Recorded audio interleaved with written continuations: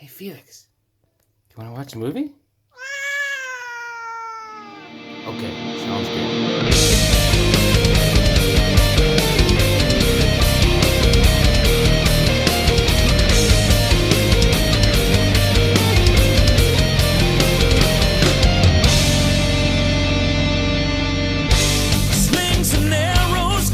No, we're just going to walk and talk. That's all this is. Okay.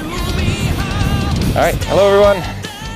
I have a special guest with me today, Mr. Howell Evans, who has a number of years on me in Japan. I mean, if we're talking an old Japan hand, he's much more of an expert than I am. Old anyway. Old, not an expert, just old. Just old. Yeah. Fair enough. Where are you from originally? Please tell the audience about yourself. Okay, from South Wales, Cardiff. That's it. Okay. Today's topic, we're going to talk about drinking in Japan, drinking culture in Japan. And, well, I'm from Wisconsin, and Wisconsin is known in the U.S. as being a pretty hard drinking place. How about Wales? I mean, if I think of the UK, I think of like Ireland as heavy drinkers and maybe like Scotch whiskey, but what's the drinking culture like in Wales? Wales is basically beer country, I would say. Yeah, it's Beer country. Not so much whiskey, a little bit, but you can't really compare it to Scotland, for example. But certainly beer. We have lots of different beers.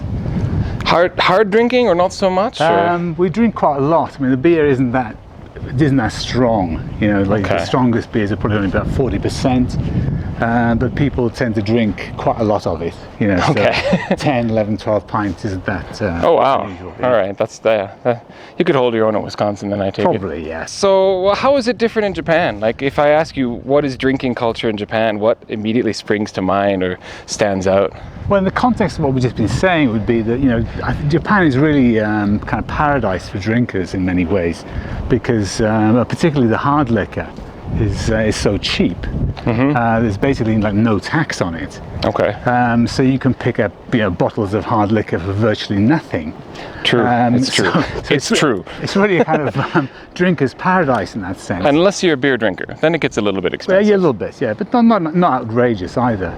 But particularly if you drink in some of these nomi hodai places, you know, where you could drink as much as you like, those places just wouldn't stay in business in Wales, and probably not in Wisconsin either. You know, because they're so cheap and you can just drink as much as you like. Sure. Well, and I just learned something interesting, and it's actually kind of sad that I didn't know this all this time, but well, we're walking through this Nisiura area, which has a lot of what are known as snacks or pubs. Right. And if you go in there thinking it's going to be like a pub in the UK or a bar in Wisconsin, it's really nothing like that. Right. But I did find out recently that despite their sort of over-the-top cover charges that they have, the charges in excess of what you're actually drinking, a number of them have nomi hodai schemes as well. They do, right, yeah. And then they actually can be quite reasonable in the end if you're going to go there with the intent of drinking a lot. Right. Are those the ones with the girls serving beer and stuff like that? Some do, but not necessarily. Sometimes it's just the typical one mama-san or something who runs the place, and they'll have a nomi hodai system. Right. And It'd be interesting to know how much that is, but yeah. I guess the reason why I'm interested in becoming interested in the snack bar scene, I avoided it for years because I was afraid of getting overcharged or something like that. Right. But recently I've really gotten into the local coffee shop scene. Right. And I've started avoiding the chains like Starbucks or Tully's because it really is interesting. To find like a local place and see how they put it together, and it has a more intimate feeling that I kind of like. Right. And finding your own watering hole snack bar might have that same kind of appeal. I wouldn't mind giving it a go. Isn't it? Yeah. I mean, like if you think about all the bars around here, it's like you don't really know what's behind the doors. Right, and you're almost afraid to go in. Yeah. Right? That's the classical situation. So I suppose a lot of tourists who come to this area would actually never go into places because they really have no idea what's there. Million Dori? Yeah, why not? The world famous Million Dori, apparently. Why is it famous? Well, I don't know, it's a good name anyway, isn't it? And it's one of these classic Showa era places. A lot of these snacks have been here for years, I believe. Yeah, It's really interesting walking around here. I suppose we should say something about this place we're walking around. What exactly is Nisiura? Nisiura is like, I think it's the traditional kind of Showa era entertainment district. And it's a kind of, in a way, I suppose it's an extension of the Mount Fuji trail, probably dating back to, you know, the Edo period, probably, with the Oshi houses a bit further up. Yeah, you really do get the sense walking around that it's still caught in the Showa era, which is, we're talking the 50s and 60s, maybe 70s. Right. And they still film here. Movies will come and set up and shoot films here to capture that Showa era essence. And there's actually a film crew setting up over there right now that is going to do just that tonight. Once it gets dark, this place is going to change a lot. It's going to look very, very different. And there's been no development. And so you still have that atmosphere, the Showa era atmosphere. It's really a shame. It's a terrible shame in a way, because I mean, it must have been a lot of fun in the past. Has there been any sort of attempt that you know of to revitalize this area or do something for it? Well, the one I know about is the Kampai Dori complex, a little bit away from here now. But they've kind of they've planned to revive a number of bars over there, and they seem to be doing quite a nice job. It'd be nice if they got some more tourists down here, really. Sure. And this place doesn't really cater to road traffic, because it's zero tolerance policy in Japan in terms of drinking. You can't drink and drive here at all. But they could also probably maybe improve things if more tourists knew about this place. Yeah, promotion. Promote the place and give them some idea of what places would welcome them. Which I'm kind of hoping this video will help to do. That's what it's about. That's what it's about.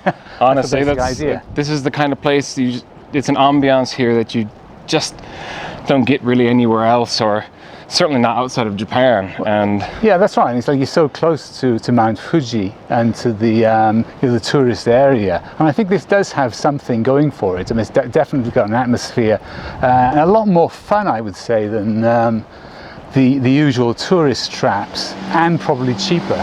So, what other things would you say come to mind immediately when you think of how the drinking culture is different here? You said it's a paradise for the price-wise and the nomi-hodais. Anything else? Anything else? Give me a clue. Well, anything that comes to mind. I mean, I was thinking that I still have my memory of my first impressions here, which were some of the differences in rules. Yeah. For one thing, the no tolerance policy at all when driving. In Wisconsin, there's like a limit, right? If you drink this much, you're still safe, which no one really adheres to. So I suppose no tolerance is probably a bit safer. Well, I mean, I think a lot of people do drink and drive, though, because I don't think the police are particularly vigilant. But if you get caught, they do throw the book at you. That's the right. I know someone who did get caught and had to go to naughty driver's school and basically lost his license for a little bit. Right, but is that all? He sounds like he was lucky then, right? He got off light, honestly, and it's because he loves telling the story, because he says the police were shocked when they stopped him. They said, "Were you drinking?" He said, "Absolutely, I was." and they were apparently impressed with his immediate confession that they didn't throw the whole book at him, maybe just 3/4 of it. I suppose the Japanese, I mean, thinking about the culture of drinking, I suppose the Japanese do tend to be rather forgiving. Mm-hmm. So if you get like completely plastered and pass out, it's not really regarded as a particularly bad thing. Well, that's kind of famous here. Yeah, you have the company party, and whatever you say is forgotten the next day, so to speak. Yes, I suppose the Japanese are in a situation where they sort of they're in the drinker's paradise, because this is a salaryman's paradise, but at the same time they can't really drink very much. There's a bit of an irony. Yeah, it's also, in my experience, a much harder drinking than a lot of other surrounding Asian countries, except perhaps Korea, which is famous. But when I went to Taiwan and Singapore, there's no real such drinking cultures there, you're more world-traveled than I am in that respect. Well, I suppose again, if you go to Thailand, for example, they'll drink. Self-conscious. I'm gonna put my sunglasses on. I mean, Thailand, for example, they'll drink a lot of the rice wines. Okay. So they do. I think they do put it away, and they'll drink the whiskies and stuff like that. I think again in Southeast Asia, you very often find the beer is a bit more expensive. right? Okay, sure. And and it's in Malaysia, the places where, and Indonesia, where you've got like an Islamic influence. I think they tend to be taxed fairly heavily as well. That makes sense. I think the other thing that really surprised me was that you can drink pretty much anywhere here. I mean, there's an open container law in the US that you can't, even if you're not driving, you can't be drinking in the car, and you can't walk down the street drinking in the middle of the city in the US. But here we could go to 7-Eleven right now, buy a beer, and we could be drinking while we talk about drinking. You realize how we're doing this wrong. We're going to start again. You can do anything in the UK. You can basically drink wherever you want. Sure. I don't think there's any law against that. I think in Wisconsin people would drink around if you didn't think a policeman was going to. Well, you always see that thing in American movies where people are drinking whiskey out of a bottle in a brown paper bag. Right. When you first saw that in the film, did you realize what was going on there? Kind of, but you think, well, what a weird thing to do. Why don't you just Why drink bother? it? Right? Yeah.